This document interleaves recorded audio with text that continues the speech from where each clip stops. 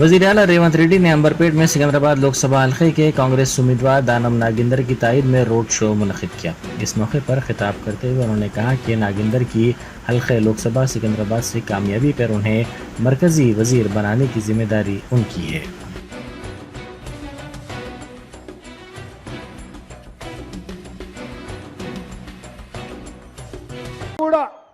మీకు మాట ఇస్తున్నా, హనుమంతన్నకు చేతుల చేసి చెప్పిన దానం నాగేందర్ లక్ష మెజార్టీతో మీరు గెలిపించండి, సోనియమ్మ దగ్గరికి పోయి రాహుల్ గాంధీ గారిని ఒప్పించి సోనియమ్మని మెప్పించి దానం నాగేందర్ను కేంద్రంలో మంత్రిని చేసే బాధ్యత నేను తీసుకుంటా.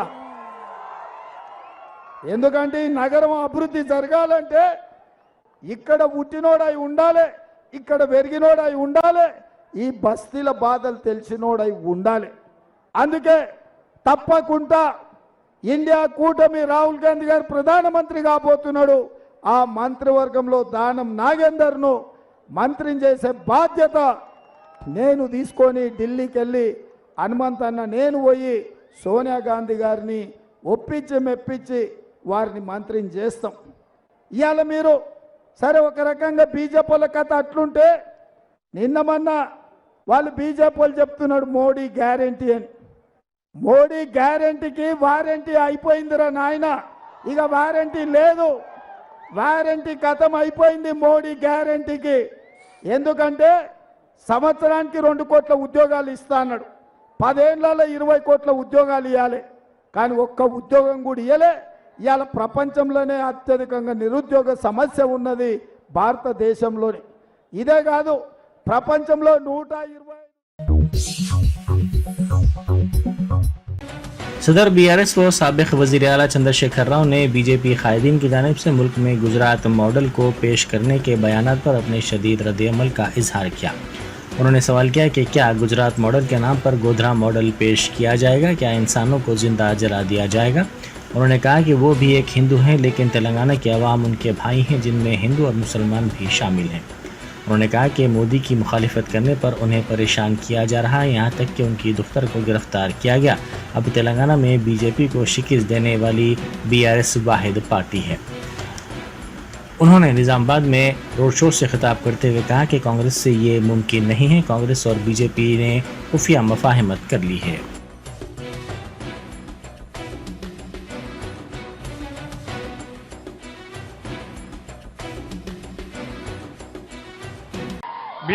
कांग्रेस पार्टी 20% से कम है, ये आप लोग जानिए, मैं बार बार कह रहा हूं। कहीं आपका वोट फजूल जाएंगे, कहीं अननेसेसरली यहां पे फिर एक बार वो बीजेपी वाला जीत जाएगा, उससे कोई अच्छा नहीं होगा, कोई फायदा नहीं होगा। हम लोग अमन चाहते हैं तो BRS को जिताना चाहिए। कांग्रेस जीत के कुछ नहीं करने वाला है। इसीलिए मैं आपसे कहता हूं, CM साहब खुद कहे यहां के कांग्रेस के, नरेंद्र जी आप बड़े भाई हैं, मैं छोटा भाई हूं, और गुजरात का मॉडल लाऊंगा। क्या क्या मॉडल लाएंगे? गोधरा मॉडल लाएंगे? लोगों को जिंदा जलाने का मॉडल लाएंगे? क्या लाने का है? गुजरात में क्या है? इफलास मुफलसी के बगैर वहां कुछ है ही नहीं है। नरेंद्र मोदी कोई किया ही नहीं है, कोई तरक्की हुआ ही नहीं है। इसीलिए आप लोग गौर कीजिए, सोचिए।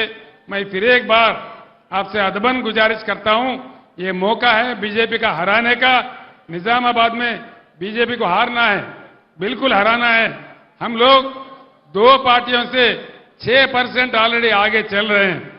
कहीं आप लोग अननेसेसरली उनको डाल के गुमराह होके किसी के बातों में आके गलती मत कीजिए, फिर से बीजेपी को जीतने मत दीजिए, ये मेरा गुजारिश है।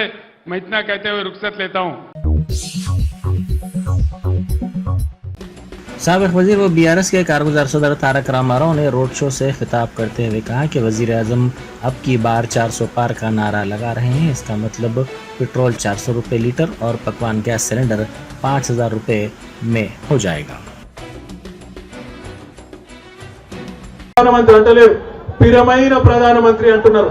ఊరికనే అంటలేరు, ఎందుకంటే 400 సిలిండర్ 1200 అయింది, గ్యాస్ ధర పెరిగింది. ఈసారి మోడీ గారు ఒక మాట అంటున్నాడు, బీజేపీ వాళ్ళు अब की बार 400 पार अंटू। मालूम है 400 पार क्या होता? 100 रुपया पेट्रोल जो है 110 का पेट्रोल 400 पार हो जाता, बीजेपी को वोट दिए तो 400 पार हो जाता। सिलेंडर 5000 बनता, डीजल पेट्रोल 400 पार कर जाता। इस वास्ते मैं बोल रहा हूं आप सबको, भाइयों बहनों, एक अमन पसंद हुकूमत तेलंगाना में जो केसीआर साहब के दौर में था, आप याद करिए, याद कीजिए कितना अच्छा हुकूमत था केसीआर साहब का। हल्का लोकसभा हैदराबाद के मजलिसी उम्मीदवार बैरिस्टर असदुद्दीन ओवैसी की तायद में हल्का असम्बली कारवान के गोलकोंडा और दीगर इलाकों में जनाब अकबरुद्दीन ओवैसी कायद मजलिस मुखन्ना पार्टी ने इंतखाबी मुहिम चलाई। उन्होंने राय दहिंदों से मुलाकात करते हुए सदर मजलिस को वोट देकर मजलिस को मुस्तहकम करने की अपील की। इस मौके पर Kausar Mohiuddin MLA, doctor Nooruddin Owaisi trustee Salar Millat education trust और दूसरे मौजूद थे।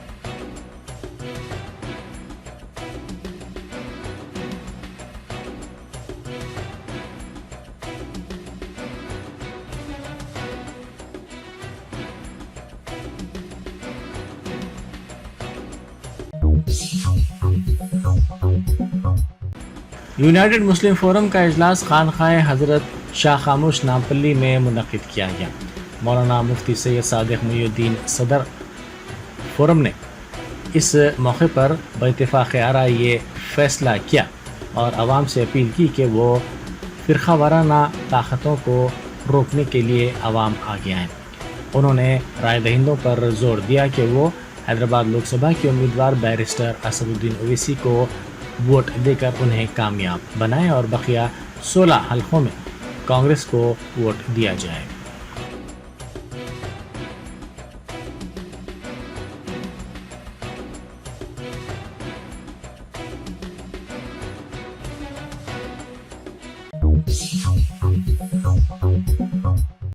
साबिक़ वज़ीर थलसानी श्रीनिवास यादव ने कहा है कि बीजेपी कांग्रेस अवाम के एतमाद से महरूम हो चुकी है। उन्होंने हल्का असम्बली सनत नगर के बंसीलाट पेट डिवीज़न में हल्का लोकसभा सिकंदराबाद के BRS उम्मीदवार पद्माराव गौड़ के साथ घर घर इंतखाबी मुहिम चलाई। उन्होंने इस मौके पर मीडिया से बात करते हुए कहा कि कांग्रेस हुकूमत ने झूठे वादे करते हुए आवाम को बेवकूफ़ बनाकर इख्तिदार हासिल किया है। उन्होंने इल्ज़ाम लगाया कि कांग्रेस अपनी ज़मानतों और वादों पर अमल आवरी में मुकम्मल तौर पर नाकाम हो गई है।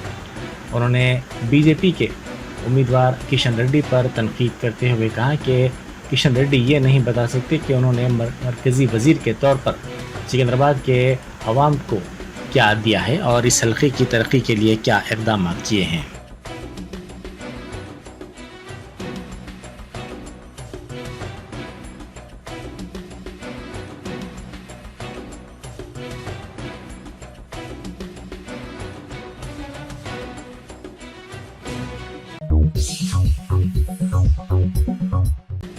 वज़ीर आज़म नरेंद्र मोदी ने अहमदाबाद गुजरात के निशान हायर सेकेंडरी स्कूल में हक़ राय दही से इस्तेफ़ादा किया। वो आज सुबह जल्द ही पोलिंग स्टेशन पहुंचे और उन्होंने अपने हक़ राय दही से इस्तेफ़ादा किया।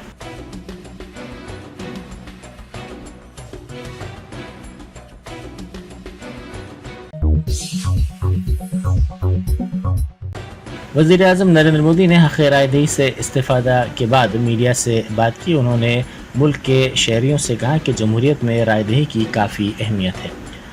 उन्होंने शहरियों से ख्वाहिश की कि वो इसी जज्बे के साथ अपने हक़ राय दही से इस्तेफ़ादा करें।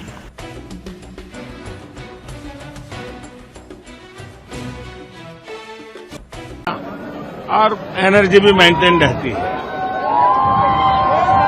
आज तीसरे चरण का मतदान है। मैं देशवासियों को विशेष रूप से आग्रह करूंगा कि लोकतंत्र में मतदान ये सामान्य दान नहीं है। हमारे देश में दान का एक महात्म्य है और उसी भाव से देशवासी ज्यादा से ज्यादा मतदान करें। AIUDF सरबराह बदरुद्दीन अजमल ने इल्ज़ाम लगाया है कि आसाम में कांग्रेस ने बीजेपी से साजबाज कर लिया है। उन्होंने मीडिया से बात करते हुए कहा कि कांग्रेस के कायदीन बीजेपी के भाई बन गए हैं।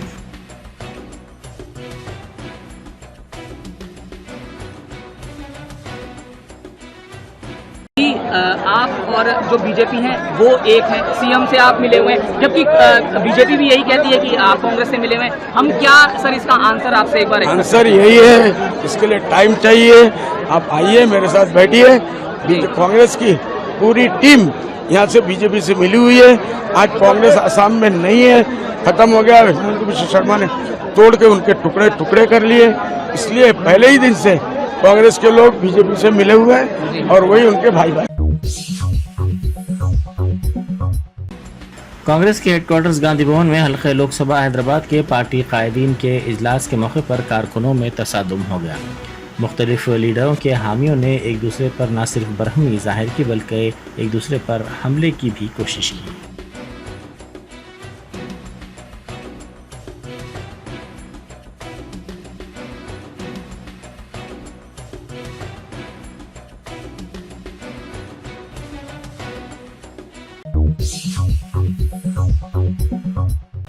मादरनापेट पुलिस स्टेशन की हुदूद में पुलिस ने फ्लैग मार्च किया। डीसीपी जानकी की क़यादत में ये फ्लैग मार्च मुनक़िद किया गया, जिसमें मरकज़ी पुलिस के मुसल्लह दस्तों ने भी हिस्सा लिया। इस मौके पर उन्होंने कहा कि लोकसभा इंतख़ाबात के पुरअमन इनेक़ाद के लिए रायदही में जोश व खरोश के साथ हिस्सा लिया जाए। उन्होंने कहा कि दस्तूर के मुताबिक हमें वोट का हक़ हासिल हुआ है, इससे इस्तेफ़ादा की ज़रूरत है।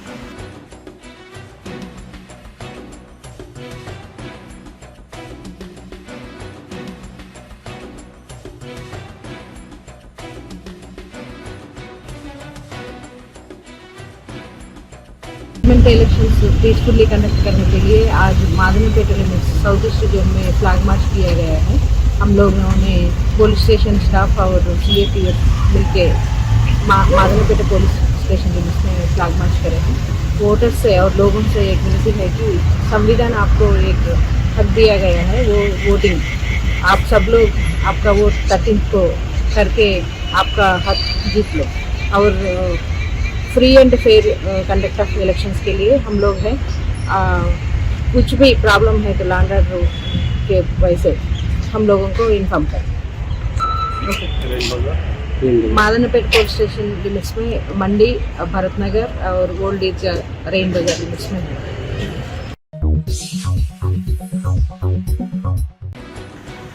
तेलंगाना की कांग्रेस हुकूमत ने 10 अजला में 15,814 एकड़ अराजी पर फैले 15,246 किसानों की फसलों को हुए नुकसान पर 15 करोड़ 81 लाख रुपए की रकम इमदाद के तौर पर जारी की। कामारेड्डी में 9,107 किसानों की फसलों को नुकसान पहुंचा। फी एकड़ 10,000 रुपए की रकम बतौर इमदाद दी गई है।